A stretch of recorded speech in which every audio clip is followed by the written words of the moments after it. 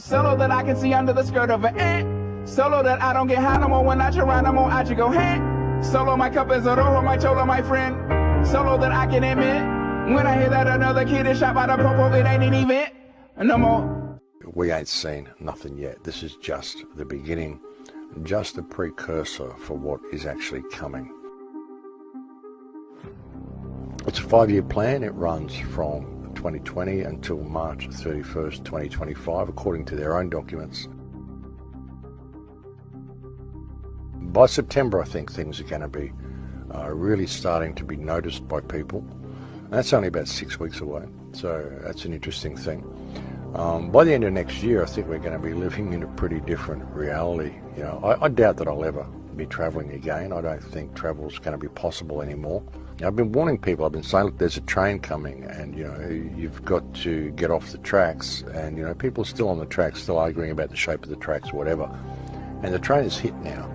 So, you know, either we seize this opportunity to become free, or we face the reality that a lot of people simply aren't going to do it, which is why you need to have a plan B.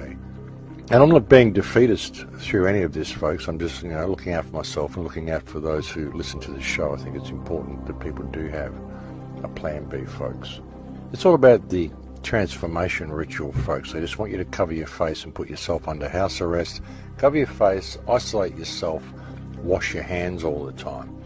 Been a lot of people talk about this transformation ritual, this occult ritual that this whole thing really is.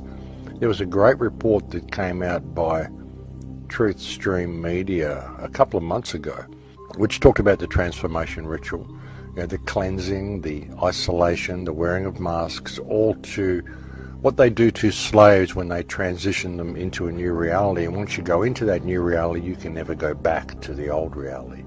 That's what they're doing, folks. As I've said on so many previous occasions, they're falsifying the figures through all this as well. There's actually a report I saw, it mentioned a guy who died in a motorcycle crash, but he was on the COVID death list. And when it was questioned, they didn't take him off the death list. And the official, whoever it was, his explanation as to why they didn't take him off the COVID death list, well, they've got to question whether perhaps it was the COVID that caused him to have the motorcycle accident. First one didn't have any. He died in a motorcycle accident. Orange County Health Officer Dr. Raul Pino telling us one person reported to have died from COVID was killed in a motorcycle accident. So was it removed from the data? I don't think so. I have to double check. We were arguing.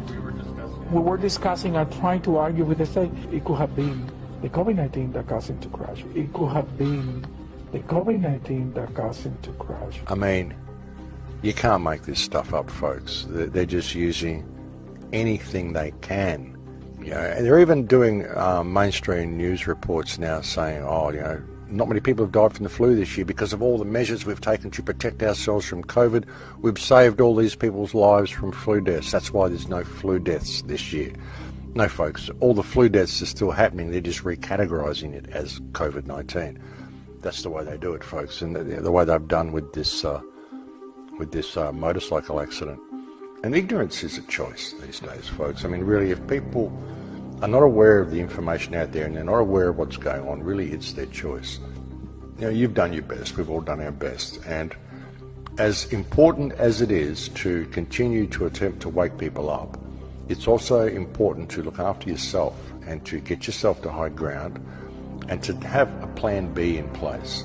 The sleeping masses will lead the rest of the people into the slaughter pit simply by matter of course, and we can sit there and pull at their hands and tug at their sleeves all we like, but eventually we'll just get dragged in there with it. That's the grim reality of the situation, folks. You know, you've got to have a plan B.